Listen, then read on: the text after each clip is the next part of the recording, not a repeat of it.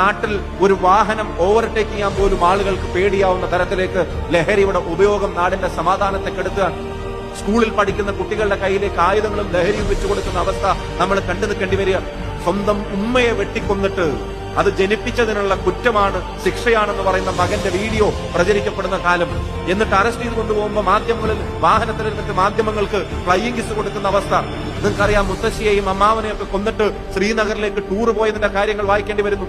12ാം ക്ലാസ്സിൽ പഠിക്കുന്ന കുട്ടി വന്നിട്ട് തീർത്ത് കളയുമെന്ന് പറയുന്ന അവസ്ഥയിലേക്ക് കത്തിയെടുത്ത് 16 വയസ്സുള്ള ഒരുത്തൻ തൃശ്ശൂരിൽ 31 വയസ്സുള്ള ഒരാളെ കുത്തിക്കൊല്ലുന്ന ഉൾപ്പെടെയുള്ള വാർത്തകൾ. ഞാൻ പറയുന്നു, നാട്ടിൽ മുഴുവൻ കെട്ട കാര്യങ്ങൾ നടക്കുന്നു എന്ന് പറയാനല്ല, പക്ഷെ അപകടകരമായി ലഹരിയുടെ ഉപയോഗം ഉൾപ്പെടെയുള്ള കാര്യങ്ങൾ, പ്രവണതകൾ വർദ്ധിക്കുമ്പോൾ, ഗുണ്ടായിസവും ക്രിമിനലുകൾക്കും ഈ പറയുന്ന ആനുകൂല്യങ്ങൾ കിട്ടുമ്പോൾ, അവിടെ ഭരണകൂടം നിശ്ചലമാകുമ്പോൾ ഈ നാടിനെ നേർവഴിക്ക് നടത്താൻ വേണ്ടത് ചങ്കിന്റെ എണ്ണ കൂടുതലല്ല, നാടിനോടുള്ള താല്പര്യമുള്ള ഭരണകൂടം നാട്ടിൽ അധികാരത്തിൽ ഉണ്ടാവണമെന്നുള്ളത് ജനങ്ങൾ ആഗ്രഹിക്കുന്ന തീരുമാനമാണ്.